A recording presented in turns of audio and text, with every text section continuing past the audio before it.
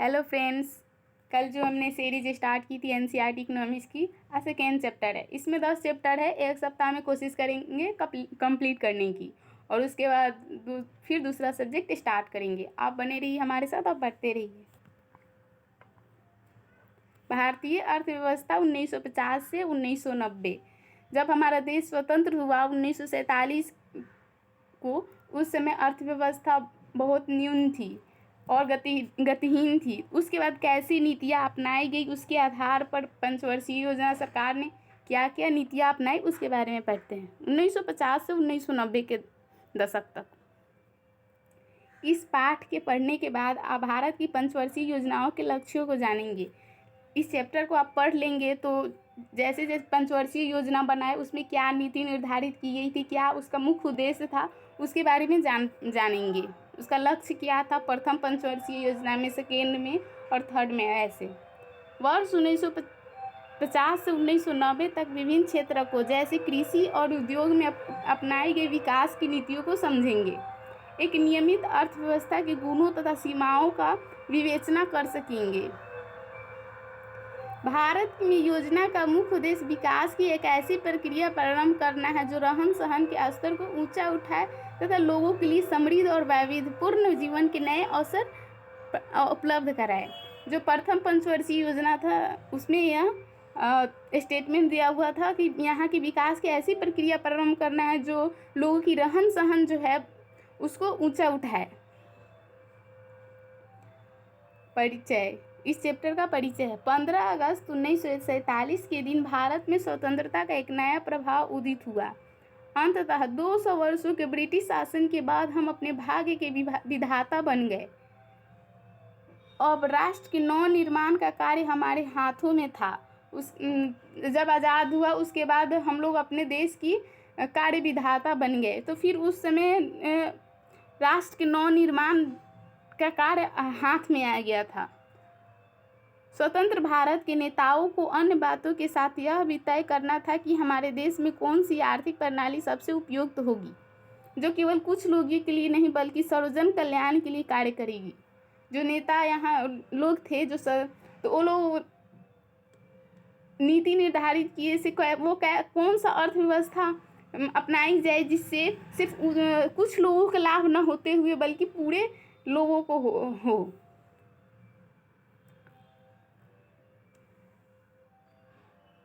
विभिन्न प्रकार की आर्थिक प्रणालियां हो सकती है, पर जवाहरलाल नेहरू को समाजवाद का प्रतिमान सबसे अच्छा लगा। जो जवाहरलाल नेहरू हमारे प्रधानमंत्री जो थे ना, वो समाजवाद के समर्थक थे, तो उनको समाजवाद अच्छा लगा। समाजवाद में पूरा जो अर्थव्यवस्था का कंट्रोल होता है वो सरकार के पास होती है। किंतु वो भी भूतपूर्व सोवियत संघ की उस नीति के पक्षधर नहीं थे। फिर भी वो जो सोवियत संघ था ना, जो अभी टूट गया, 1991 में उसका विघटन हो गया, तो सोवियत संघ ने जो नीति अपनाई थी उनके पक्ष में भी थे और विपक्ष में भी थे। उनकी समाजवाद के पक्ष में थे, लेकिन सोवियत संघ द्वारा अपनाई गई नीति के पक्ष में नहीं थे, जिसमें उत्पादन के सभी साधन, खेत और कारखाने सरकार के स्वामित्व के अंतर्गत थे। कोई निजी संपत्ति नहीं थी, वहाँ निजी का नामो निशान नहीं था, सब चीज़ सरकार ही करते थे। लोकतंत्र के प्रति वचनबद्ध भारत जैसे देश में सरकार के लिए पूर्व सोवियत संघ की तरह अपने नागरिकों के भू स्वामित्व के प्रतिमानों तथा अन्य संपत्तियों का परिवर्तित कर पाना संभव नहीं था। यहाँ पर लोकतंत्र था, तो फिर सरकार वो नीति अपनाती तो लोकतंत्र को ठोस पहुँचता, तो इस नीति को अपनाना संभव नहीं था। नेहरू तथा स्वतंत्र भारत के अनेक अन्य नेताओं और चिंतकों ने मिलकर नव स्वतंत्र भारत के लिए पूंजीवाद और समाजवाद की अतिवादी व्याख्या के किसी विकल्प की खोज में थे। बुनियादी तौर पर यदि समाजवाद से सहानुभूति थी, फिर भी उन्होंने ऐसी आर्थिक प्रणाली अपनाई जो उनके विचार में समाजवाद की श्रेष्ठ विशेषताओं से युक्त किंतु कमियों से मुक्त थी। जो समाजवाद में जो विशेषताएं थी उससे मतलब उस विशेषताओं को लिया गया, लेकिन कमियों को इग्नोर किया गया। इस अनुसार भारत एक समाजवादी देश समाज होगा जिसमें सार्वजनिक क्षेत्र एवं सशक्त क्षेत्रक होगा, जिसके अंतर्गत निजी संपत्ति और लोकतंत्र का भी स्थान होगा। मतलब ऐसी नीति अपनाई जानी चाहिए जो समाजवाद भी हो, निजी संपत्ति भी हो और लोकतंत्र का भी उसमें स्थान हो। विश्व में प्रचलित विभिन्न आर्थिक प्रणालियों का एक चार्ट बनाइए। 3 प्रकार की आर्थिक प्रणाली होती है। पूंजीवादी, जिसमें पूरा कंट्रोल पूंजी लाभ कमाने के परिप्रेक्ष्य में होता है, प्राइवेट लोगों के हाथ में होता है, जो उसमें सरकार की कोई भूमिका नहीं होती है। और दूसरी होती है समाजवादी, उसमें पूरा कंट्रोल सरकार करती है।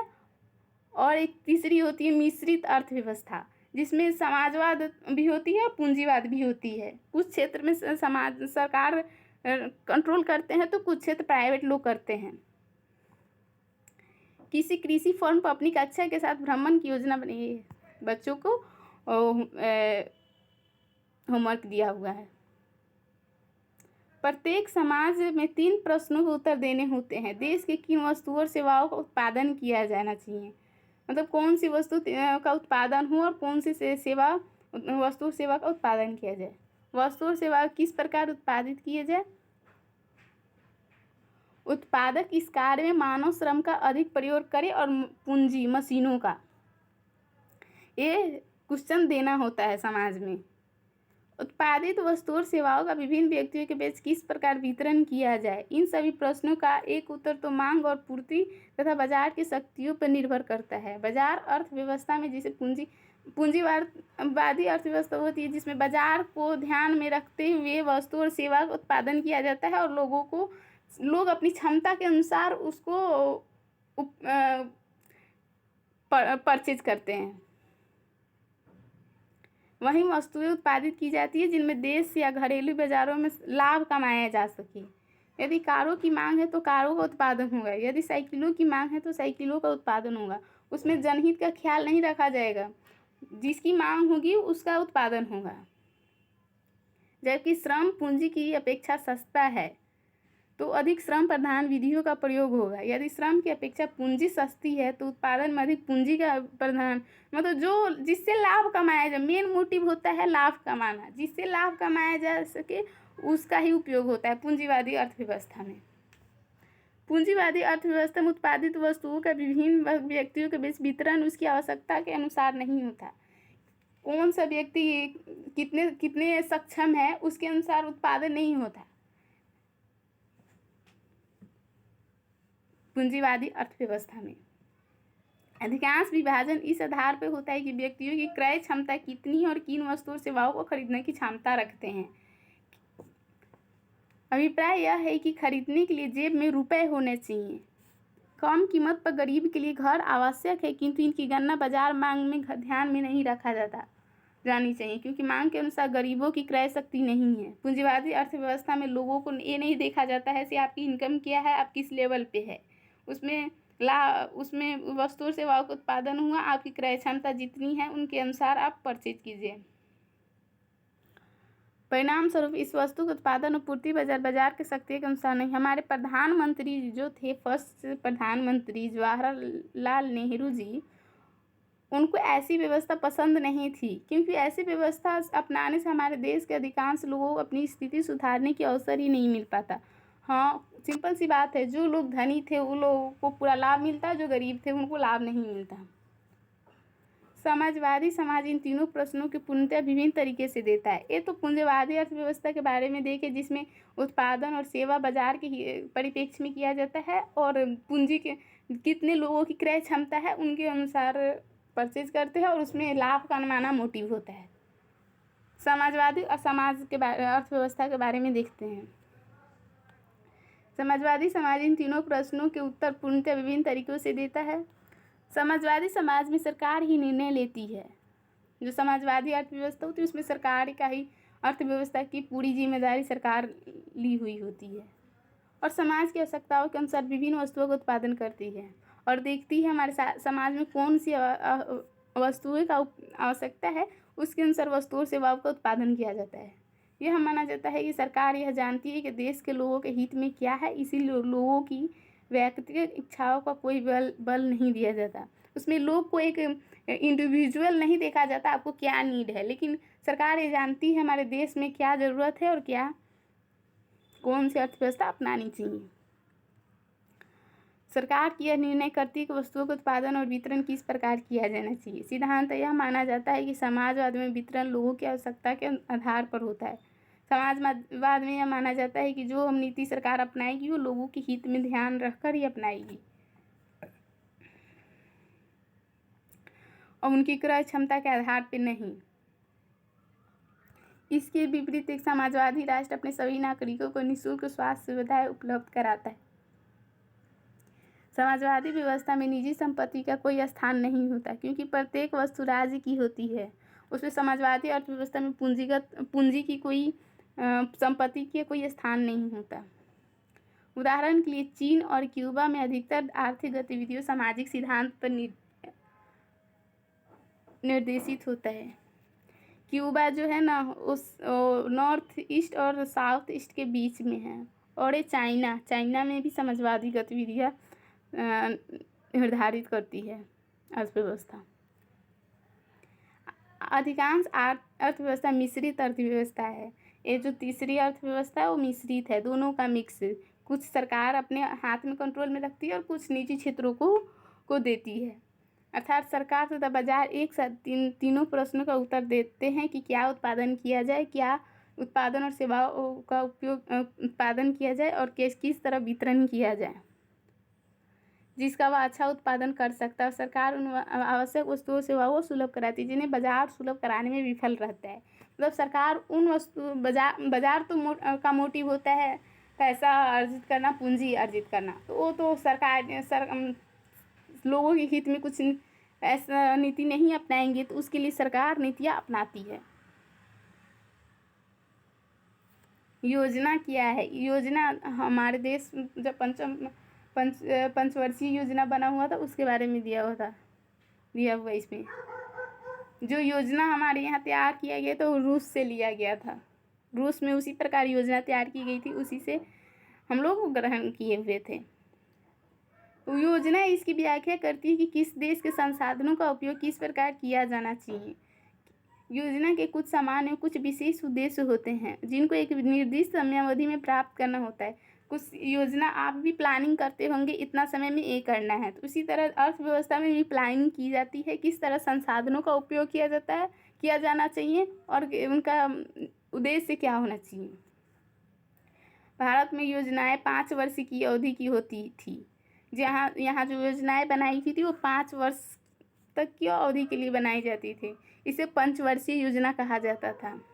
यह शब्दावली राष्ट्रीय नियोजन में अग्रणी देश पूर्व सोवियत संघ से ली गई थी, जो पहले यूएसएसआर था ना, उससे ली गई थी, जिसका विघटन 1991 में हो गया। हमारी योजना के वर्ष 2017 तक के प्रलेखों में केवल 5 वर्ष की योजना अवधि में प्राप्त की गई उद्देश्यों का ही उल्लेख नहीं किया गया, अपितु उनमें आगामी 20 वर्षों से प्राप्त की गई उद्देश्यों का भी उल्लेख किया गया। मतलब योजना तैयार की गई थी उसमें 5 वर्षों का तो उद्देश्य रखा गया, लेकिन आगे का आगामी 20 वर्षों के लिए भी उद्देश्य उसमें तैयार किया गया। इसे दीर्घकालिक योजना को परिप्रेक्षात्मक योजना कहते हैं। पंचवर्षीय योजनाओं द्वारा परिप्रेक्षात्मक योजनाओं के लिए आधार प्राप्त होने की अपेक्षा की जाती है। यह तो संभव नहीं होगा कि किसी योजनाओं में उसके सभी लक्ष्यों को एक समान महत्व दिया जाए। मतलब ये नहीं होगा कि एक ही योजना में सभी योजनाओं लक्ष्यों को एक समान महत्व दिया जाए। उसमें एक कोई विषय निर्धारित किया जाता था, उसके अनुसार नीड को देखते हुए योजनाएं तैयार की जाती थी कि उस समय क्या हमारी ज़रूरत है और कैसी नीति अपनानी चाहिए। वस्तुतः तो विभिन्न लक्ष्यों को कुछ अंतर्द्वंद भी हो सकता है। उदाहरण के लिए यदि प्रौद्योगिकी श्रम की आवश्यकता को कम करती है तो आधुनिक प्रौद्योगिकी के शुरू करने का लक्ष्य तथा रोजगार बढ़ाने के लक्ष्य में विरोध हो सकता है। मतलब जो हम टेक्नोलॉजी का इस्तेमाल करेंगे तो श्रम की अपेक्षा सस्ती हो सकती है, लेकिन बहुत लोगों को रोजगार तो नहीं दे सकती ना मशीन, तो दोनों में विरोधाभास हो सकती है। यह कार्य इतना सहज नहीं है। भारत की विभिन्न योजनाओं में अलग अलग लक्ष्यों पर बल दिया गया है। भारत की पंचवर्षीय योजना यह नहीं बताती थी कि प्रत्येक वस्तु और सेवा का कितना उत्पादन किया जाएगा। यह न तो संभव है, नहीं आवश्यक। पूर्व सोवियत संघ ने यह कार्य करने का प्रयास किया था और वह पूरी तरह विफल रहा। अतः इतना ही पर्याप्त है कि योजनाएं उन्हीं क्षेत्रकों के विषय में स्पष्ट निर्धारित करें जिनमें उनकी महत्वपूर्ण भूमिका हो, जैसे विद्युत उत्पादन और सिंचाई आदि। शेष को बाजार पर छोड़ दिया जाना अति श्रेयस्कर रहता है। कुछ योजनाएं जो कुछ सेक्टर थे वो प्राइवेट लोग को भी कर सकते हैं, तो उससे कोई हानि नहीं होगा, जैसे विद्युत उत्पादन, सिंचाई इत्यादि। सरकार अर्थव्यवस्था के लिए योजना बनाएगी। निजी क्षेत्रों को भी योजना प्रयास का एक अंग बनाने के लिए प्रोत्साहित किया जाएगा। औद्योगिक नीति प्रस्ताव 1948 में आया था। औद्योगिक नीति प्रस्ताव तथा भारतीय संविधान की नीति निर्देशक सिद्धांत का भी दृष्टिकोण है।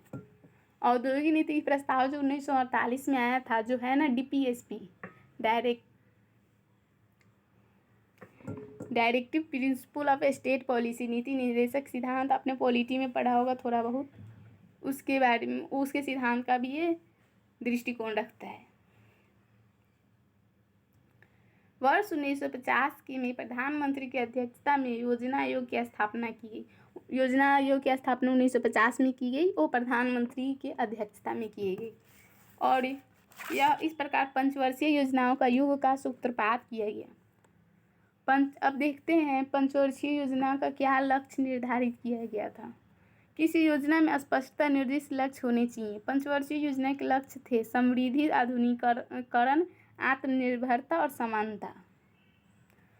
यहाँ जो लक्ष्य क्या रखा गया था, तो समृद्धि, पहले से जो था उसमें वृद्धि हो, पॉजिटिव वृद्धि हो, और आधुनिकीकरण हो, आत्मनिर्भरता हो और समानता हो।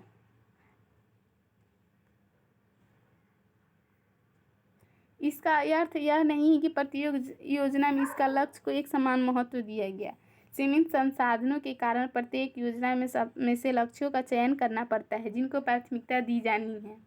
मतलब सबको प्राथमिकता नहीं दी जानी चाहिए। प्रथम जो पंचवर्षीय योजना है उसमें देखा जाता था कि किस लक्ष्य को ज़्यादा महत्व देनी चाहिए, प्राथमिकता देनी चाहिए। हाँ, योजनाकारों को यह सुनिश्चित करना होता है कि जहाँ तक संभव हो चारों उद्देश्यों में कोई अंतर विरोध ना हो।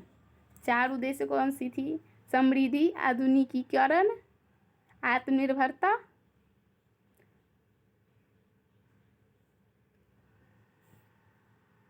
समानता। समृद्धि, इसका अर्थ है कि देश में वस्तुओं और सेवाओं के उत्पादन क्षमता में वृद्धि। इसका अभिप्राय उत्पादक पूंजी के अधिक भंडार और परिवहन, बैंकिंग आदि सेवाओं का विस्तार और अधिक पूंजी और सेवाओं की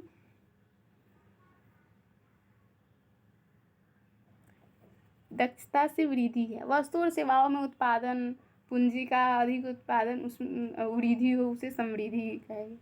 अर्थव्यवस्था, अर्थशास्त्र की भाषा में आर्थिक समृद्धि का प्रमाणिक सूचक सकल घरेलू उत्पाद GDP। अर्थव्यवस्था में समृद्धि दर मापना हो तो हम कैसे मापेंगे? तो उसके लिए सकल घरेलू उत्पाद है। सकल घरेलू उसमें वो होते हैं जो हमारी देश के सीमा के अंदर उत्पादित सेवाओं और वस्तुओं के कितना वृद्धि हुआ, और एक या निश्चित वर्ष मान लिया जाता है, उसके परिप्रेक्ष्य में तुलना की जाती है कितना हम लोग ग्रोथ कर रहे हैं, हम लोग की GDP कितनी है, उस तरह देश की इनकम का पता चलता है और वस्तु सेवा का कितना उत्पादन हो रहा है। GDP एक वर्ष की अवधि में देश में हुए सभी वस्तुओं और सेवाओं के उत्पादन का बाजार मूल्य है। यदि GDP को एक केक मान लिया जाए तो समृद्धि का अर्थ होगा इसके आकार में वृद्धि।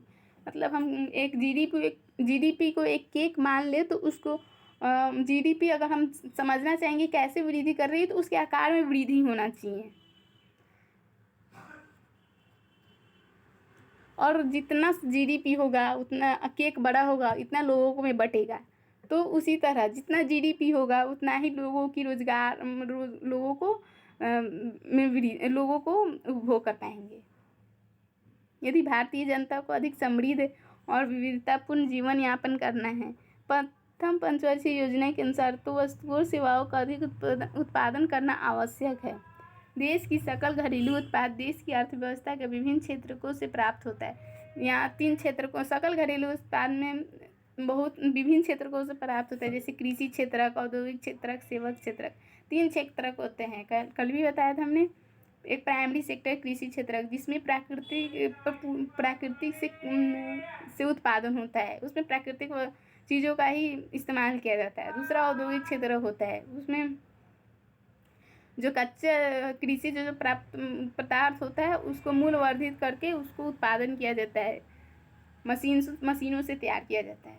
और तीसरा होता है सेवा क्षेत्र, यानी उसमें सिर्फ सेवा प्रदान करना होता है। इन क्षेत्रों को योगदान से ही अर्थव्यवस्था का ढांचा तैयार होता है। कुछ देशों में सकल घरेलू उत्पाद की समृद्धि में कृषि का योगदान अधिक होता है, कुछ में सेवा की वृद्धि का योगदान अधिक होता है। वो तो हम लोग पढ़े समृद्धि क्या होता है, और दूसरा पढ़ रहे आधुनिकीकरण। वस्तु और सेवाओं का उत्पादन बढ़ाने के लिए उत्पादकों को नई प्रौद्योगिकी अपनानी पड़ती है। उदाहरण के लिए किसान, जब हम पुराने वस्तु और सेवाओं को अधिक उत्पादन बढ़ाना है तो उसके लिए आधुनिक चीज़ों का इस्तेमाल करना पड़ेगा, तो उत्पादन बढ़ेगी। उदाहरण के लिए किसान पुराने बीजों के स्थान पे नई किस्म के बीजों का प्रयोग कर सकते हैं, खेती का पैदावार बढ़ सकता है। जैसे ग्रीन रेवोल्यूशन में हुआ था, उस समय में कैसे मतलब हाई वैरायटी के बीज का प्रयोग किया गया था, HIV बीज उसका नाम था, और उसका प्रयोग किया गया था, तो उत्पादन हुआ। वैसे ही खेतों में फैक्ट्री कई नई मशीनों उसी प्रकार एक फैक्ट्री नई मशीनों का उपयोग कर उत्पादन बढ़ा सकती है, और जो औद्योगिक क्षेत्र है उसमें भी नई मशीनों का प्रयोग किया जाए तो उत्पादन बढ़ेगा। आधुनिकीकरण केवल नवीन प्रौद्योगिकी का प्रयोग सीमित नहीं है, बल्कि इसका उद्देश्य सामाजिक दृष्टिकोण में परिवर्तन लाना भी है। मतलब आधुनिकीकरण का ये नहीं मतलब होता है सिर्फ मशीनों टेक्नोलॉजी पर सीमित रहना चाहिए, बल्कि समाज में भी दृष्टिकोण ऐसा होना चाहिए जो आधुनिक सोच रखे। आधुनिक सिर्फ लग्जरियस सामान से नहीं आती, बल्कि सोच से भी आती है, जिसमें जो स्वीकार करना है कि महिलाओं का अधिकार भी पुरुषों के समान होना चाहिए, ये आधुनिक सोच हुई। परंपरागत समाज में नारी का कार्य क्षेत्र घर की सीमाओं तक ही सीमित मान लिया जाता है। आधुनिक समाज में नारी की प्रतिभाओं का घर से बाहर बैंकों, कारखानों, विद्यालयों और स्थानों पर प्रयोग किया जाता है।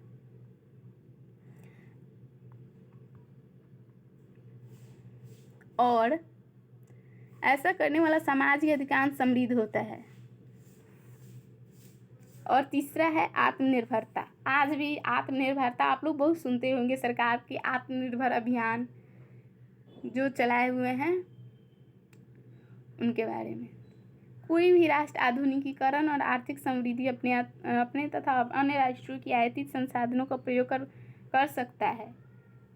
मतलब कोई भी राष्ट्र आधुनिकीकरण और समृद्धि अन्य राष्ट्रों से आयात कर हो सकता है, लेकिन हमारी 7 पंचवर्षीय योजनाएं थी, उसमें आत्मनिर्भरता को बल दिया गया, जिसका अर्थ है उन चीज़ों का आयात से बचा गया जिनका देश में ही उत्पादन संभव था। 7 पंचवर्षीय योजनाओं तक देश में ही जो उत्पादन हो सकती थी वो देश में ही किया गया, कहीं बाहर से आयात नहीं किया जाता था। इस नीति को विशेषकर खाद्यान्न के लिए अन्य देशों की निर्भरता कम करने के लिए आवश्यक समझा गया। हाल ही में विदेशी शासन से मुक्त हुए देश के लोगों की आत्मनिर्भरता की नीति को महत्व देना समझा जा सकता है। इसके अतिरिक्त यह आशंका भी थी, उस समय देश स्वतंत्र हुआ था तो उस समय आत्मनिर्भरता की नीति महत्व देने योग्य थी। इसके अतिरिक्त यह आशंका भी थी कि आयातित खाद्यान्न, विदेशी प्रौद्योगिकी और पूंजी पर निर्भरता किसी न किसी रूप में हमारे देश की नीतियों में विदेशी हस्तक्षेप को हमारी संप्रभुता में बाहर डाल सकती है। यहाँ के लोगों को, नीति निर्माताओं को डर था कि बाहर की प्रौद्योगिकी यहाँ की संप्रभुता को बाधा डाल सकती है। समानता, फोर्थ था समानता। केवल समृद्धि, आधुनिकीकरण, आत्मनिर्भरता के द्वारा जन सामान्य के जीवन सुधार नहीं आ सकता। किसी देश में उच्च समृद्धि दर और विकसित अत्याधुनिक प्रौद्योगिकी का प्रयोग होने के बाद भी अधिकांश लोग गरीब हो सकते हैं। केवल समृद्धि, आधुनिकीकरण, आत्मनिर्भरता बनने से जन सामान्य को उससे लाभ नहीं मिल सकता। उसे कुछ क्षेत्रों को लाभ मिल सकता है, लेकिन केवल जन सामान्य को नहीं मिल सकता। उसके लिए हमको चाहिए समानता, जो सभी लोगों की आवश्यकताओं को पूरा करे। यह सुनिश्चित करना आवश्यक है कि आर्थिक समृद्धि के लाभ देश के निर्धन वर्ग को भी सुलभ हो, केवल धनी लोगों तक सीमित नहीं रहे। अतः समृद्धि, आधुनिकीकरण, आत्मनिर्भरता के साथ साथ समानता भी महत्वपूर्ण है। प्रत्येक भारतीय को भोजन, अच्छा आवास, शिक्षा, स्वास्थ्य सेवाएं जैसी मूलभूत आवश्यकताओं को पूरा कर पाने में समर्थ होना चाहिए। जो सभी लोग हैं यहाँ के भोजन, आवास, शिक्षा, स्वास्थ्य, वो सभी मूलभूत आवश्यकताएं जो होती हैं उसको पाने में समर्थ होना चाहिए देश का हर एक व्यक्ति। धन संपत्ति के वितरण की असमानताएं भी कम होनी चाहिए। आइए अब जानने का प्रयास करें कि 1950 से 1990 तक की अवधि में लागू की गई प्रथम 7 पंचवर्षीय योजना में किस प्रकार इस 4 लक्ष्यों की प्राप्ति की प्रयास के लिए कृषि, उद्योग और व्यापार के संदर्भ में प्रयास कहाँ तक सफल रहे हैं। वर्ष 1991 के बाद अपनाई गई नीतियों और विकासात्मक मुद्दों के बारे में अगले अध्याय में पढ़ेंगे। जो 1991 में जो नीति अपनाई गई थी उस समय उदारीकरण, निजीकरण और वैश्वीकरण जो नीति अपनाई गई तो उसके बारे में हम लोग अगले चैप्टर में पढ़ेंगे। अभी देखते हैं पंचवर्षीय योजनाओं की कैसी नीतियाँ, कैसे उद्देश्य अपनाई गई थी। कृषि, आपने पहले अध्याय में पढ़ा कि औपनिवेशिक शासन काल में कृषि क्षेत्र में तो न तो समृद्धि हुई थी और न ही समता रह पाई थी। तो स्वतंत्र भारत के नीति निर्माताओं को इन मुद्दों पर विचार करना पड़ा कि भू सुधार, जो लैंड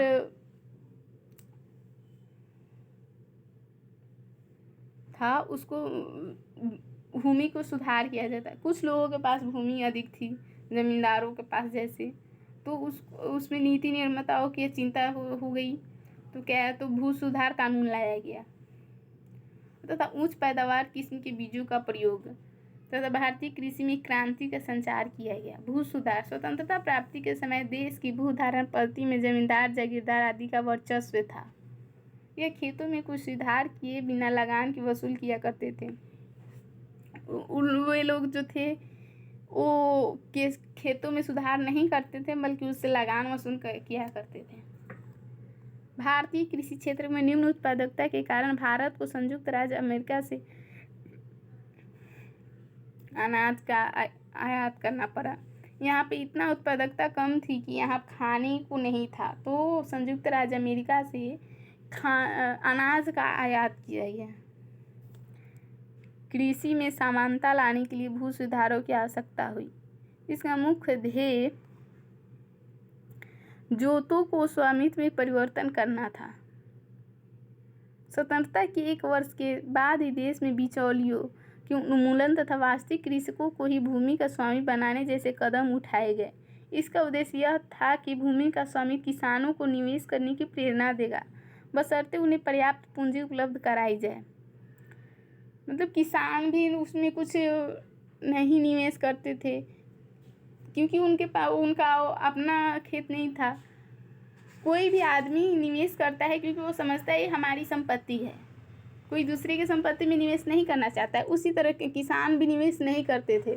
तो यहाँ पर लैंड रिफॉर्म लाया गया, जिससे यह सुनिश्चित किया गया तो जो असली कृषक है उसको भूमि दिया जाए ताकि वो भूमि में सुधार किया जाए। दरअसल समानता को बढ़ाने के लिए भूमि की अधिकतम सीमा निर्धारण एक दूसरी नीति थी।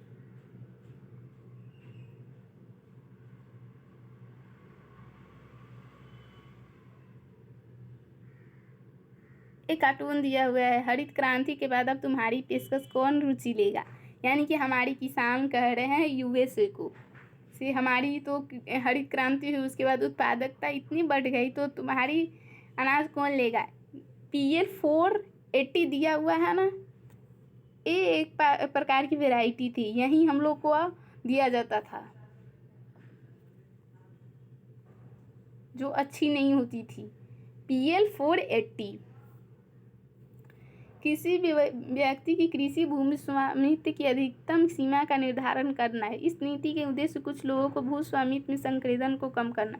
तो भूमि सुधार की गई तो उसमें कुछ लोगों की के पास भूमि न हो, बल्कि सभी लोगों को, कृषकों के पास भी हो, तो उसको भूमि सुधार में लाया गया। बिचौलियों के उन्मूलन का नतीजा यह था कि लगभग 200 लाख काश्तकारों का सरकार से सीधा संपर्क हो गया, तथा वे जमींदार के द्वारा किए जा रहे शोषण से मुक्त हो गए। भू स्वामित्व से उन्हें उत्पादन में वृद्धि के लिए प्रोत्साहन मिला, इससे कृषि उत्पादन में वृद्धि हुई, किंतु बिचौलिए को उन्मूलन कर समानता के लक्ष्य की पूर्ण प्राप्ति नहीं हुई। भूमि सुधार तो लाया गया था जिससे किसानों के लाभ हुआ, उससे सरकार से संपर्क बढ़ा, उत्पादकता भी बढ़ी, लेकिन पूरी तरह से उन्मूलन नहीं हो पाया। उसका देखते हैं कैसे। कानून की कमियों का लाभ उठाकर कुछ भूतपूर्व जमींदारों ने कुछ क्षेत्रों का बहुत बड़े भूखंडों में अपना स्वामित्व बनाए रखा, किंतु कुछ मामलों में काश्तकारों को बेदखल कर दिया गया और भूस्वामियों ने अपनी किसान भूस्वामी वास्तविक कृषक होने का दावा किया। कृषकों को भूमि का स्वामित्व मिलने के बाद निर्धनता कृषि श्रमिकों जैसे बटाईदार और भूमिहीन श्रमिकों को भूमि सुधारों से कोई लाभ नहीं मिला, कुछ ही कृषकों को लाभ मिला। अधिकतम भूमि सीमा निर्धारण कानून में भी बाधाएं आई, जो कानून भी बनी थी उसमें भी कमी थी और बाधाएं थी। बड़े जमींदार ने इस कानून को न्यायालय में चुनौती दी, मतलब जो जमींदार था वो न्यायालय जो थी उसमें चुनौती दी, जिससे ये कानून हमारे विरुद्ध है, नहीं करना चाहिए, जिसके कारण इसे लागू करने में देर हुई। इस अवधि में भी अपना जब कानून की सुनवाई किया जा रहा था तो उस बहुत समय लगा, तो वो फिर सुनवाई के दौरान अवधि के दौरान भूमि मालिक थे वो अपने निकट संबंधियों आदि के नाम कराकर कानून से बच गए। तो वो अपने निकट जो संबंधी थे उसके नाम पर अपनी ज़मीन को कर दिए और कानून से बच गए। कानून में भी अनेक कमियां थी, जिनके द्वारा बड़े किसानों जमींदारों को भूमि पर अधिकार बनाए रखने के लिए लाभ उठाया।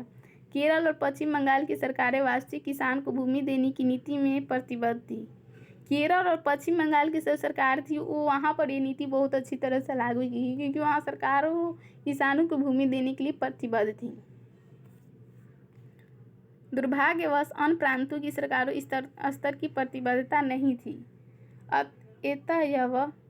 अंततः आज के जोतों में भारी असमानता बनी हुई है। अभी भी देखते होंगे गांव में जमींदार होते हैं, उनके पास बहुत सारे ज़मीन होते हैं और छोटे छोटे मजदूर काम करते हैं, श्रमिक। तो ये असमानता को ही दर्शाती है, कुछ लोगों के पास इतनी ज़मीन और कुछ लोगों के भूमिहीन। हरित क्रांति के बारे में पढ़ते हैं। स्वतंत्रता के समय भारत की 75% जनसंख्या कृषि पर आश्रित थी। इस क्षेत्र में उत्पादकता बहुत ही कम थी, क्योंकि पुरानी प्रौद्योगिकी का प्रयोग किया जाता था और अधिसंख्य किसानों के पास आधारिक संरचना का नितांत अभाव था। भारत की कृषि मानसून पे निर्भर है, मानसून पे यहाँ निर्भर है भारत की कृषि। उसके लिए ही सिंचाई के लिए, पानी के लिए मानसून ही निर्धारित करती है। मानसून ही निर्धारित करती है कौन सी फसल कब बोना चाहिए, कौन सी फसल कब काटनी चाहिए। तो स्वतंत्रता के समय पहले 75% जनसंख्या आश्रित थी, लेकिन उस समय प्रौद्योगिकी नई बीज का मतलब उपयोग नहीं किया गया। किसान भी नहीं करते थे और जमींदार तो सिर्फ लगान वसूल करने के मोटिव में रहते थे। यदि मानसून स्तर कम होता था तो किसानों को कठिनाई होती थी, क्योंकि उन्हें सिंचाई सुविधा उपलब्ध नहीं थी। यह सुविधा कुछ ही किसानों के पास थी। औपनिवेशिक काल का कृषि गतिरोध हरित क्रांति से अस्थायी रूप से समाप्त हो गया। हरित क्रांति हुआ उस समय कृषि में जो गतिरोध बनी हुई थी वो पूरी तरह समाप्त हो गई। इसका तात्पर्य उच्च पैदावार वाली किस्मों के बीजों HYV प्रयोग से है, विशेषकर गेहूं तथा चावल उत्पादन में वृद्धि से। इन बीजों के प्रयोग के लिए पर्याप्त मात्रा में उर्वरकों, कीटनाशकों तथा निश्चित जल की पूर्ति की आवश्यकता थी। इन आयतों का सही उत्पादन में प्रयोग होना भी महत्वपूर्ण है। बीजों की अधिक पैदावार वाली किस्मों से लाभ उठाने के लिए किसानों को सिंचाई व विश्वसनीय सुविधाओं और उर्वरकों का तथा कीटनाशकों आदि की खरीदारी के लिए वित्तीय संसाधन की आवश्यकता थी। उच्च वैरायटी के बीज का प्रयोग किया गया, नई आधुनिक प्रौद्योगिकी का प्रयोग किया गया, और जो किसान सक्षम नहीं थे उर्वरक लेने के लिए उनको सब्सिडी दिया गया, वित्तीय सहायता दी गई। अंत हरित क्रांति के पहले चरण 1960 के दशक में हरित क्रांति हुई थी। 1970 के दशक के मध्य तक HYV बीजों का प्रयोग पंजाब, आंध्र प्रदेश और तमिलनाडु के अधिक समृद्ध राज्यों तक ही सीमित रहा। एक कुछ क्षेत्रों में ही हरित क्रांति हुई, जैसे पंजाब, आंध्र प्रदेश, तमिलनाडु। इसके अतिरिक्त HYV बीजों का लाभ केवल गेहूं पैदा करने वाले क्षेत्रों को ही मिला। हरित क्रांति के द्वितीय चरण 1970 के दशक के मध्य में 1980 के दशक के मध्य तक में हुआ। HYV बीजों की प्रौद्योगिकी का विस्तार कई राज्यों में तक पहुंचा और कई फसलों का लाभ हुआ। इस प्रकार हरित क्रांति प्रौद्योगिकी के प्रसार से भारत को खाद्यान्न उत्पादन में आत्मनिर्भरता प्राप्त हुई। अब भारत अपने खाद्य संबंधी आवश्यकताओं की पूर्ति के लिए अमेरिका या किसी अन्य देश की कृपा पर निर्भर नहीं थी। हरित क्रांति हुआ उससे देश में अनाजों का उत्पादन बहुत बढ़ा, तो जिससे के कारण पहले PL 480 का जो अनाज अमेरिका हम लोग को सप्लाई करता था उसके लिए अब ज़रूरत नहीं थी।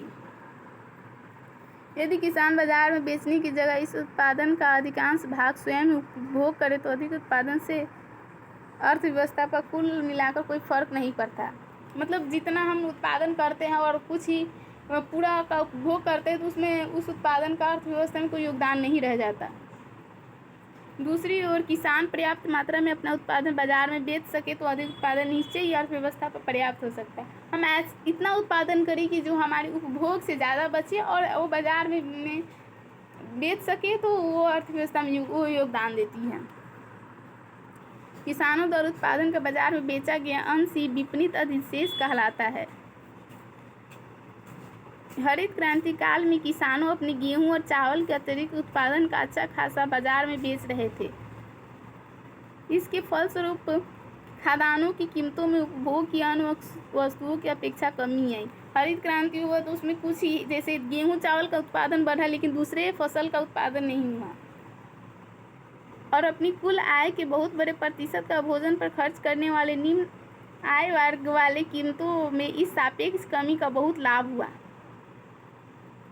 हरित क्रांति के कारण सरकार पर्याप्त खाद्यान्न प्राप्त कर ली और सुरक्षा स्टॉक भी बना ली, और उस समय जो खाद्यान्न की कमी थी वो उसको भी फुलफिल कर दी। खाद्यान्न की कमी अब नहीं रही हमारे देश में। यद्यपि हरित क्रांति से देश में बहुत लाभान्वित हुआ है, पर यह प्रौद्योगिकी पूरी तरह निरापद नहीं है। एक जोखिम यह है कि इसमें छोटे और बड़े किसान जो है ना, वो कुछ ही किसानों में थी, पर कुछ ही जो धनी किसान थे वो भी प्रौद्योगिकी हासिल कर पाते थे, उस वैरायटी के बीज हासिल कर पाते थे। तो छोटे और बड़े किसानों में असमानताएं बढ़ गई, क्योंकि केवल बड़े किसानों अपेक्षित आगतों को खरीद में सक्षम थे, जिससे हरित क्रांति का अधिकांश लाभ प्राप्त उन्हें हो जाता था। इसके अतिरिक्त इन फसलों में कीटनाशक के आक्रमण की भी संभावनाएं होती है। आज भी फसल में कीटनाशक कीट मतलब वो हानि पहुंचाते हैं कृषि को, तो उसकी भी संभावनाएं ज़्यादा थी। तो बड़े किसान कीटनाशक दवाओं को खरीदने में सक्षम हो जाते थे, लेकिन छोटे मझोले किसान नहीं हो पाते थे। ऐसी दशा में इस प्रौद्योगिकी को अपनाने वाले छोटे किसान की फसल का सब कुछ नष्ट हो जाता है। सौभाग्यवश सरकार द्वारा किए गए कुछ उपायों के कारण यह आशंकाएं सत्य साबित नहीं हुई। उस समय असमानताएं जो हुई तो सरकार ने देखा असमानताएं के लिए तो छोटे किसानों को ऋण उपलब्ध कराई, जिससे वो अपनी उर्वरक और खरीद सके और अच्छी आर्थिक सहायता दी गई।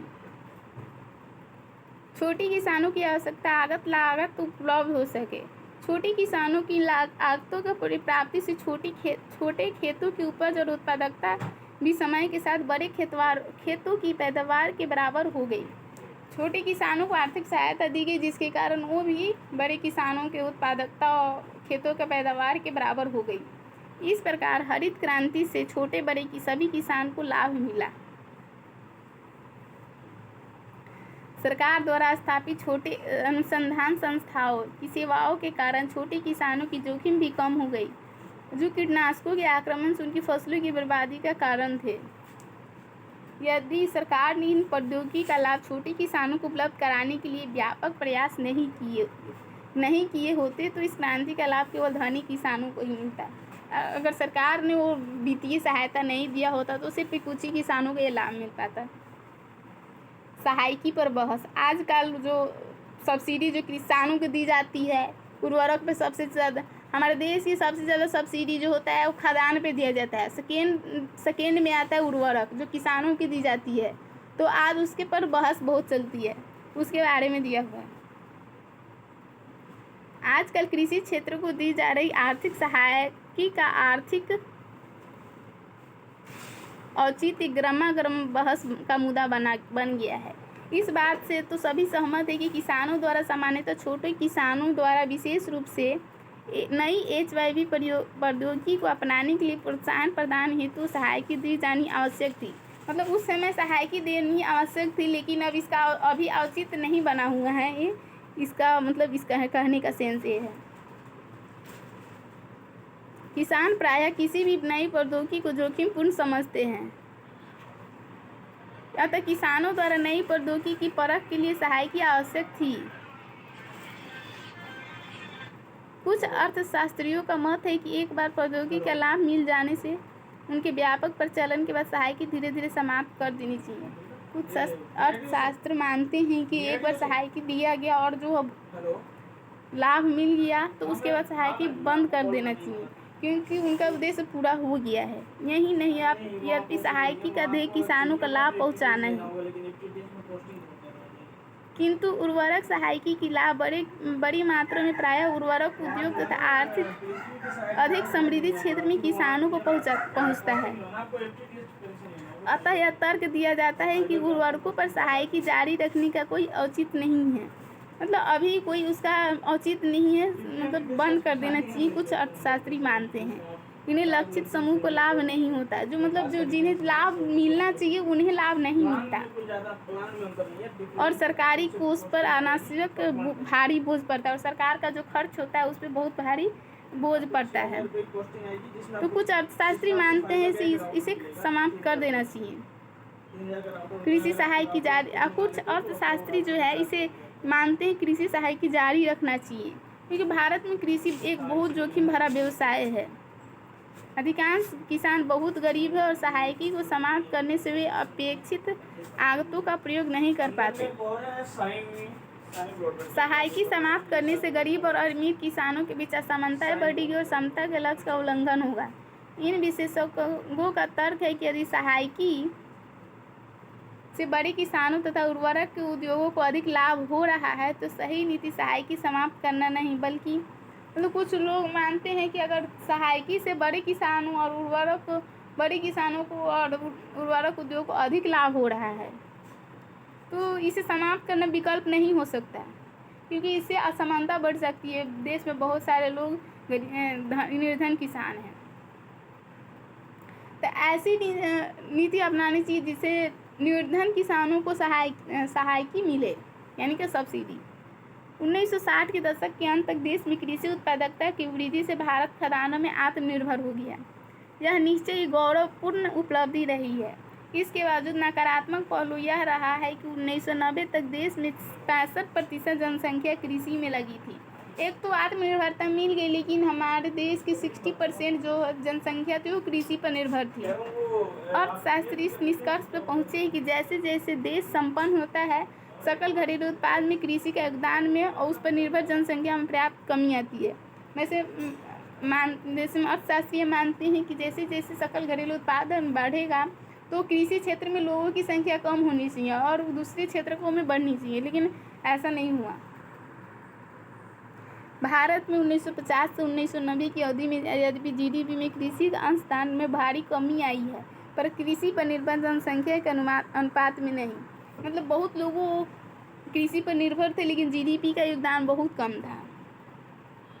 1950 में 67.50 67.50% थी और 1990 तक घटकर 64.90% ही हो गई।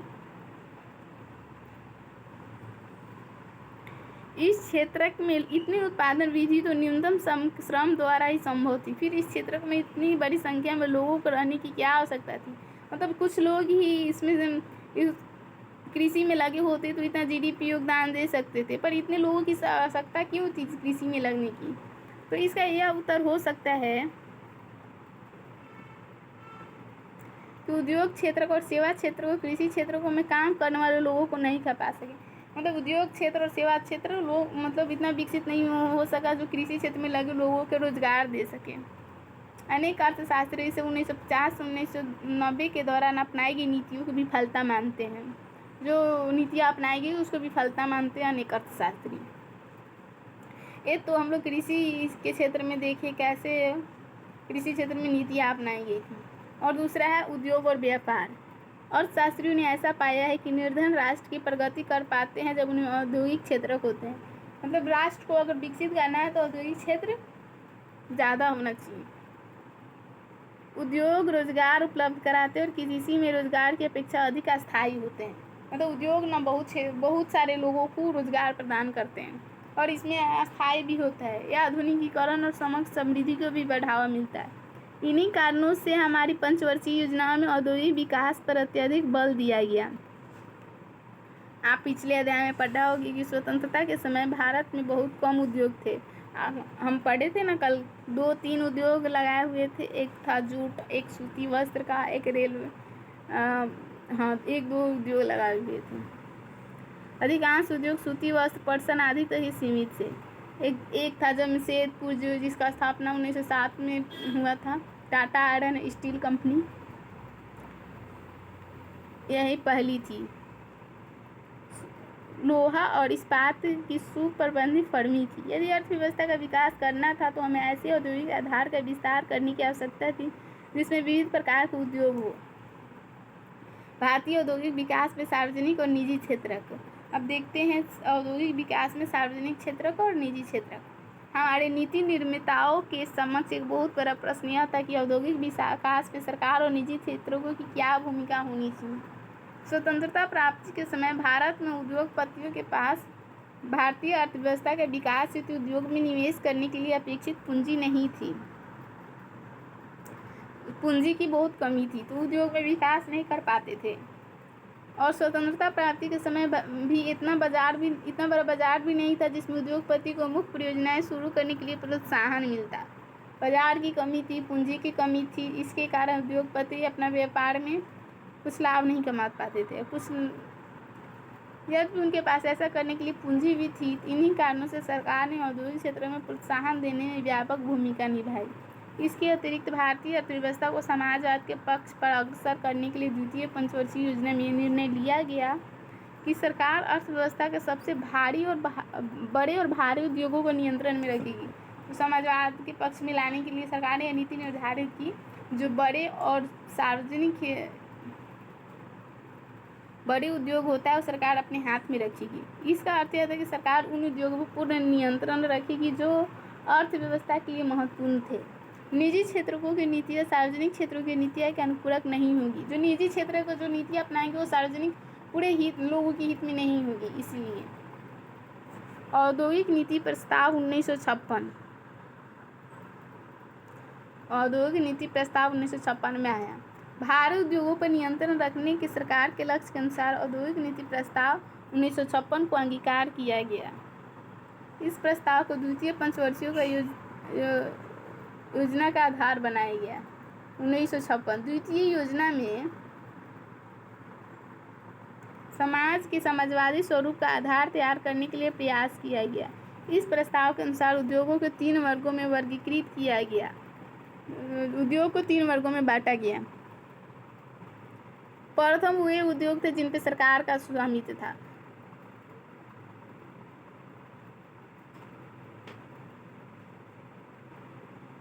प्रथम वर्ग में वे उद्योग थे जिनके सरकार का अन्य स्वामित्व था। दूसरे वर्ग में वे उद्योग शामिल थे जिनके लिए निजी क्षेत्र या सार्वजनिक क्षेत्र मिलकर काम कर सकते थे और जिनमें परंतु जिनमें नई इकाइयों को शुरू करने की एकमात्र जिम्मेदारी राज्य की होती। तीसरे वर्ग में वे उद्योग शामिल होते थे जो निजी क्षेत्रों के अंतर्गत आते हैं।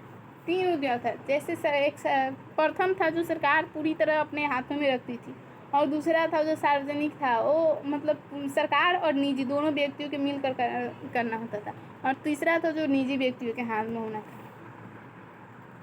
यद्यपि निजी क्षेत्रों में आने वाले उद्योगों का भी एक बड़ा एक वर्ग था, लेकिन इन क्षेत्रों को लाइसेंस पद्धति के माध्यम से राज्य के नियंत्रण में रखा गया। निजी क्षेत्रों को भी उद्योग की मतलब मान्यता दी गई, लेकिन उसके लिए भी लाइसेंस का सिस्टम बनाया गया था। तो लाइसेंस पद्धति के माध्यम से ही मतलब सरकार अपने कंट्रोल में रखती थी उद्योग को भी। नए उद्योगों को तब तक अनुमति नहीं दी जाती थी जब तक सरकार से लाइसेंस नहीं प्राप्त कर लिया जाता था। कोई व्यक्ति अगर उद्योग लगाना चाहता है तो उसके लिए सरकार से लाइसेंस प्राप्त करना होता था। यद्यपि उद्योग आर्थिक रूप से पिछड़े व क्षेत्रों में लगाए गए तो लाइसेंस प्राप्त करना आसान होता था। देश के जो पिछड़ा क्षेत्र है वहाँ पर अगर उद्योग लगाना है, हमें कोई उद्योगपति चाहता है हम इस क्षेत्र में उद्योग लगाना चाहते हैं जो देश पिछड़ा हुआ क्षेत्र है, तो उसके लिए लाइसेंस प्राप्त करना आसानी था। यह नीति इसलिए बनाई गई थी क्योंकि क्षेत्रीय समानता को बढ़ावा मिले, मतलब कुछ क्षेत्र ही समृद्ध न हो बल्कि देश का हर कोना कोना समृद्ध होना चाहिए, इसके लिए सरकार ने ये नीति अपनाई हुई थी। वर्तमान उद्योग को भी उत्पादन बढ़ने का या विविध प्रकार के उत्पादन वस्तुओं की नई किस्मों का उत्पादन करने के लिए लाइसेंस प्राप्त करना होता था। इसका अर्थ यह सुनिश्चित करना था कि उत्पादित वस्तुओं का मात्रा अर्थव्यवस्था द्वारा अपेक्षित मात्रा से अधिक ना हो। उत्पादन बढ़ाने का लाइसेंस मतलब वो भी था कि आपको कितना उत्पादन करना है, उसके लिए भी सरकार से अनुमति प्राप्त करनी है। उत्पादन बढ़ाने के लिए लाइसेंस केवल तभी दिया जाता था जब सरकार इस बात से आश्वस्त होती थी कि अर्थव्यवस्था में बड़ी मात्रा का वस्तुओं की आवश्यकता है। मतलब अगर ज़्यादा उत्पादन बढ़ाना है तो सरकार यह समझती होगी इसका ज़रूरत है, इसके लिए लाइसेंस देती थी। लघु उद्योग 1955 में ग्राम एवं लघु उद्योग समिति, जिसे करवे समिति भी कहा जाता था,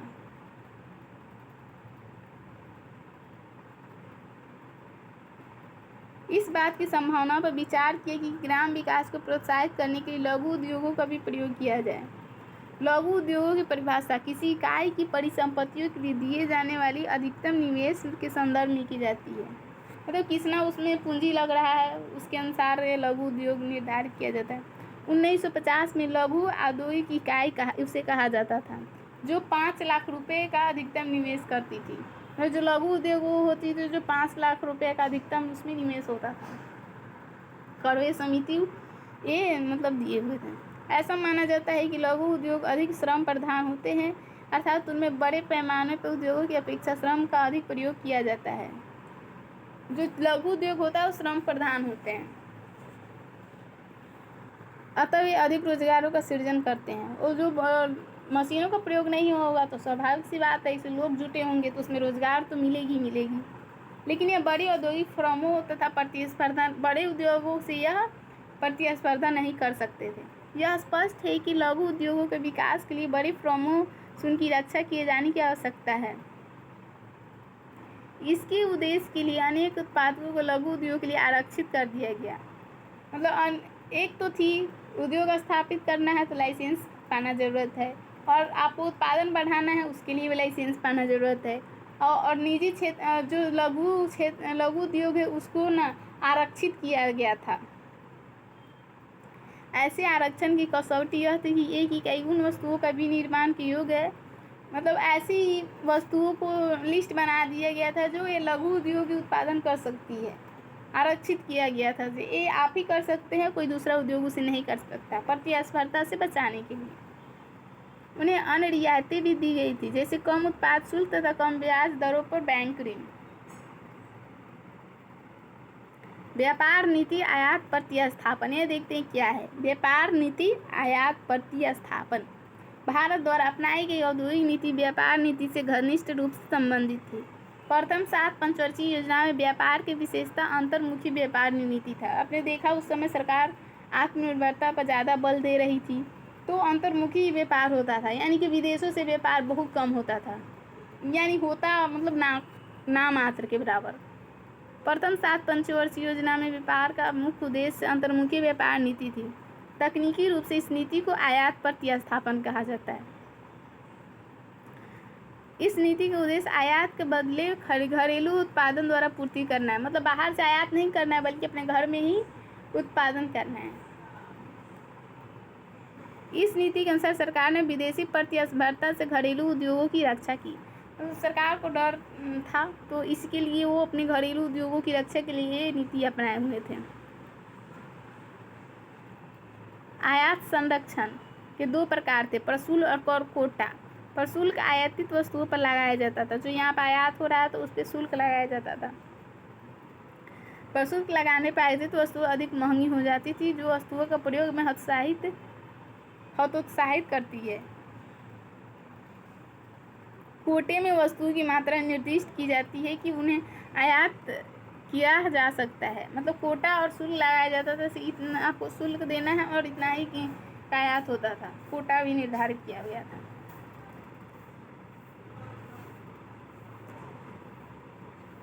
प्रशुल्क और कोटे के प्रभाव यह होता है कि आयात प्रतिबंधित हो जाते हैं, लेकिन वो जो नीति अपनाएंगे तो उससे देश में आयात नहीं होगा और विदेशी प्रतिस्पर्धा से फर्मों की रक्षा होती है। संरक्षण की नीति ये क्या थी, इसके बारे में पढ़ते हैं। संरक्षण की नीति इस धारणा पर आधारित था कि विकासशील देशों के उद्योग अधिक विकसित देशों के उत्पादित वस्तुओं से प्रतिस्पर्धा करने की स्थिति में नहीं था। इस मतलब संरक्षण की नीति इस पर आधारित है कि जो विकसित देश के उद्योग है और विकासशील देश के उद्योग दोनों में प्रतिस्पर्धा नहीं करने की स्थिति में भी नहीं है। यह माना जाता है कि यदि घरेलू उद्योगों का संरक्षण किया जाता है तो समय के साथ वे प्रतिस्पर्धा करना सीख जाएंगे। मतलब यह माना जाता है कि उसको संरक्षण दिया जाए हमारे घरेलू उद्योगों को, तो कुछ समय बाद वो विकसित देशों के उद्योगों के साथ प्रतिस्पर्धा कर पाएंगे। ये दिया हुआ है क्षेत्रक के बारे में, इसको एक बार नज़र डाल लीजिए। कृषि क्षेत्र को 1950 से 51 में 59 था प्रतिशत, 90-91 में 34 हुआ और उद्योग में 13 था 1950 से 51 में, जो बढ़कर 24 हुआ और सेवा क्षेत्र में 28 था, जो बढ़कर 40 हुआ। यदि आयातों पर प्रतिबंध लगाया जाता था तो विलासिता की वस्तुओं की आयात पर विदेशी मुद्रा खर्च होने की संभावना बढ़ जाती। जैसे हम आयात करते तो विदेशी मुद्रा खर्च होती। तो 1980 के दशक के मध्य आयात संवर्धन पर कोई गंभीर विचार नहीं किया गया। औद्योगिक विकास की नीतियों पर प्रभाव, जो नीतियाँ अपनाई गई थी उससे क्या प्रभाव पड़ा वो देखते हैं। प्रथम 7 पंचवर्षीय योजनाओं के दौरान भारत के औद्योगिक क्षेत्र की उपलब्धियाँ वस्तुतः उल्लेखनीय रही है। औद्योगिक क्षेत्र द्वारा प्रदत्त जीडीपी का अनुपात 1950 और 51 13% से बढ़कर 1990 और 91 में 24% हो गई। उद्योग में 13 से 24 हो गई। जीडीपी में उद्योगों की हिस्सेदारी में बढ़ोतरी विकास एक महत्वपूर्ण सूचक है। इस अवधि के दौरान औद्योगिक क्षेत्रों में 6% वार्षिक समृद्धि दर प्रशंसनीय है। भारतीय उद्योग सूती वस्त्र और पटसन तक ही सीमित नहीं थे। वस्तुतः औद्योगिक क्षेत्र प्रायः सार्वजनिक क्षेत्र के कारण विविधतापूर्ण बन गया था। लघु उद्योग के संवर्धन से उन लोगों को अवसर प्राप्त हुए जिनके पास व्यवसाय में प्रवेश करने के लिए बड़े फर्मों की प्रारंभ करने हेतु पूंजी नहीं थी। मतलब लघु उद्योग में विकसित हुआ, जिनके पास पूंजी नहीं थी तो सरकार पूंजी प्राप्त करती थी और सहायता देती थी और उसके लिए कुछ वस्तुओं को आरक्षित कर दी हुई थी। विदेशी प्रतिस्पर्धा के प्रति संरक्षण से उन इलेक्ट्रॉनिक और ऑटोमोबाइल क्षेत्रों में विदेशी उद्योगों का विकास हुआ जिनका विकास अन्यथा संभव नहीं था। भारतीय अर्थव्यवस्था की समृद्धि में सार्वजनिक क्षेत्र द्वारा किए गए योगदान के बावजूद कुछ अर्थशास्त्रियों ने सार्वजनिक क्षेत्र में अनेक उद्यमों के निष्पादन की कड़ी आलोचना की है। इस अध्याय के प्रारंभ में यह प्रस्तावित किया गया था कि शुरू में सार्वजनिक क्षेत्र की आवश्यकता अधिक थी, पर अब यह व्यापक रूप से स्वीकार किया गया है कि सरकारी उद्यमों ने कुछ वस्तुओं सेवाओं का उत्पादन का अधिकार रखते हुए जारी रखा। जिनकी कोई आवश्यकता नहीं थी। मतलब सरकार आवश्यकता से अधिक उद्योगों को अपने हाथ में रखी थी जिनकी आवश्यकता नहीं थी। इस उद्योग को सार्वजनिक क्षेत्र में आरक्षण प्रदान किया गया, जबकि देखा गया कि निजी क्षेत्र के फर्म को उपलब्ध करा सकते। सरकार वैसे उद्योग को भी अपने हाथ में ले रखी थी जो निजी उद्योग वो प्रदान कर सकते थे। 1990 के दशक तक अंत तक प्रतिस्पर्धा न होने के कारण व्यक्ति को टेलीफोन कनेक्शन में लंबे समय तक प्रतिरक्षा करनी पड़ती थी। उस समय सरकार टेलीफोन के अपने हाथ में रखी थी, प्राइवेट क्षेत्र को नहीं देती थी, तो उसके लिए कनेक्शन के लिए लाइन लगना पड़ता था। इसका दूसरा उदाहरण मॉडर्न ब्रेड की स्थापना, जो ब्रेड निर्माण करने वाली फर्म है, जो निजी क्षेत्र का ब्रेड निर्माण ही नहीं कर सकता था। तो सरकार ऐसे उद्योगों को भी अपने हाथ में रखी थी जो ब्रेड उत्पादन करती थी। वो तो निजी क्षेत्र भी कर सकते थे, लेकिन सरकार अपने हाथ में रखी हुई थी। और 2001 में यह फर्म निजी क्षेत्रों को बेच दी गई। आप लोग अभी भी सुनते होंगे सरकार ने इस क्षेत्र को मतलब बेचा है। तो उस समय 2001 में ब्रेड विनिर्माण उद्योग को निजी क्षेत्र में बेच दिया गया। मुख्य बात यह है कि भारतीय अर्थव्यवस्था को योजना विकसित करने के 4 दशक बाद भी इन दोनों के बीच कोई अंतर नहीं किया गया। केवल सार्वजनिक क्षेत्र क्या कर सकता है और निजी क्षेत्र क्या कर सकता है। मतलब यह ध्यान देना चाहिए था कि सार्वजनिक क्षेत्र कौन से उद्योग लगा सकते हैं और निजी क्षेत्र क्या कर सकते हैं। उदाहरण के लिए आज भी केवल सार्वजनिक क्षेत्र ही राष्ट्रीय सुरक्षा प्रदान करता है। तो ये मतलब राष्ट्रीय सुरक्षा प्रदान करना और सार्वजनिक क्षेत्र का काम होता है। तो ये ध्यान में रखना चाहिए कि कौन सा क्षेत्र है जो सार्वजनिक क्षेत्र का होना चाहिए, कौन सा क्षेत्र है जो निजी क्षेत्र के हाथ में होना चाहिए। तथापि सरकार होटल चलाती है। इस आधार पर कुछ विद्वानों ने यह तर्क दिया है कि राज्य को उन क्षेत्रों से हट जाना चाहिए जिनमें निजी क्षेत्र कार्य कर सकते हैं। मतलब सरकार को कुछ ऐसे क्षेत्र से हट जाना चाहिए जो निजी क्षेत्र उपलब्ध करा सकते हैं।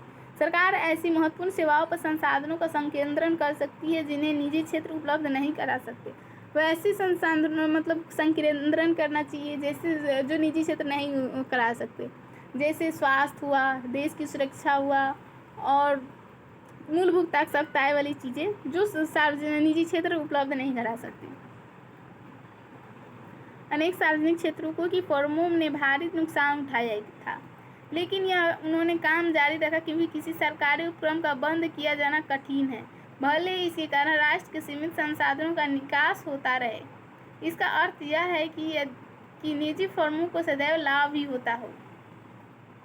वास्तव में कुछ सार्वजनिक क्षेत्र की फर्में मूलतः निजी फर्में थीं जो हानि के कारण बंद होने लगी थी। इसके बाद कामगारों की नौकरियों की संरक्षा के लिए उनका राष्ट्रीयकरण किया गया। बहरहाल नुकसान उठाने वाली निजी फर्मों अपने को बनाए रखने के लिए संसाधनों का अपव्यय नहीं होने दी। किसी उद्योग को शुरू करने के लिए आवश्यक लाइसेंस के कुछ औद्योगिक घरानों द्वारा दुरुपयोग किया गया। बड़े उद्योगपति नई फर्म शुरू करने के लिए ही नहीं बल्कि नए प्रतिस्पर्धियों को रोकने के लिए लाइसेंस प्राप्त कर लेते थे। मतलब कुछ बड़े बड़े उद्योगपति थे उसको मतलब ये बहुत दुरुपयोग किए लाइसेंस पद्धति का। परमिट लाइसेंस राज्य के अतिरिक्त नियमन के कार्य कुछ फर्मों के कार्य कुशल बन पाई। उद्योगपति अपने उत्पादन के विषय में विचार करने की अपेक्षा लाइसेंस प्राप्त करने की कोशिश में संबंधित मंत्रालय से लॉबी बनाने में समय व्यतीत करते थे। जो लाइसेंस जो मिलता था उसमें भी सरकार से बहुत दिनों तक मतलब बहुत समय लगता था लाइसेंस प्राप्त करने में। विदेशी प्रतिस्पर्धा से संरक्षण की आलोचना भी इसी आधार पर की जाती है कि उस स्थिति के बाद भी जारी रहा जब यह सिद्ध हो चुका था कि उसके लाभ के स्थान पर नुकसान अधिक होगा। मतलब जो विदेशी संरक्षण था उससे यह सिद्ध हो चुका था से मतलब इससे लाभ तो होगा नहीं लेकिन हानि जरूर होगा, तब भी संरक्षण बना हुआ था, उसके लिए इसकी आलोचना की जाती है।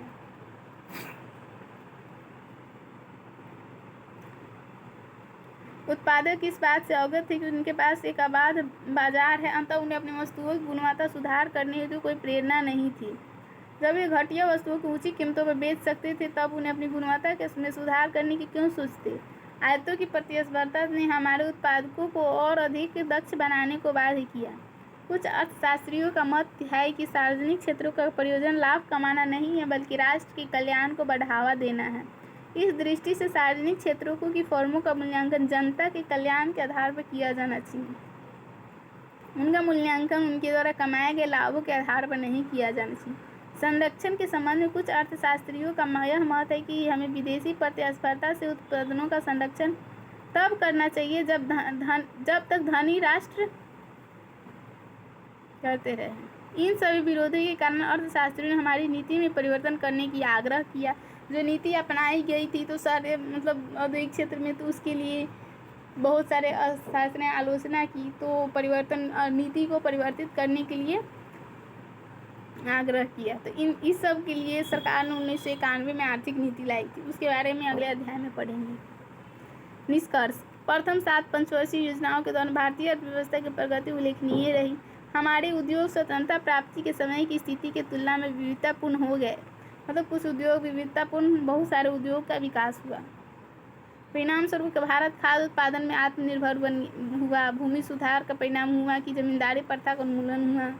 औद्योगिक क्षेत्र में अर्थव्यवस्था सार्वजनिक क्षेत्र को निष्पादन से असंतुष्ट से अतिशय सरकारी नियमन के कारण उद्यम वृत्ति अवरुद्ध हो गई। आत्मनिर्भरता के नाम पर भारतीय उत्पादकों का संरक्षण विदेशी प्रतिस्पर्धा से किया गया और इससे उनके द्वारा उत्पादित वस्तुओं की गुणवत्ता जो संरक्षण की नीति थी, तो यहाँ पर वो बाहर प्रतिस्पर्धा का जब कंपटीशन नहीं होगा तो कोई अपने को कैसे देख पाएगा कि हम जो कर रहे हैं वो अच्छा है या खराब है। तो गुणवत्ता में सुधार नहीं कर पाए थे। भारतीय नीतियाँ अंतर्मुखी थी, उससे यह सशक्त निर्यात क्षेत्र विकसित करने में विफल रहे। बदलते हुए वैश्विक आर्थिक परिदृश्य में यह प्रसंग में यह सर्वत्र महसूस किया जा रहा था कि आर्थिक नीति में सुधार करने की अत्यंत आवश्यकता है। इसके लिए 1991 नई आर्थिक नीति है। इसके लिए हम लोग अगले अध्याय में पढ़ेंगे। चैप्टर समाप्त होता है। Thank you. आप बने रहिए और सब्सक्राइब कर लीजिए प्लीज़।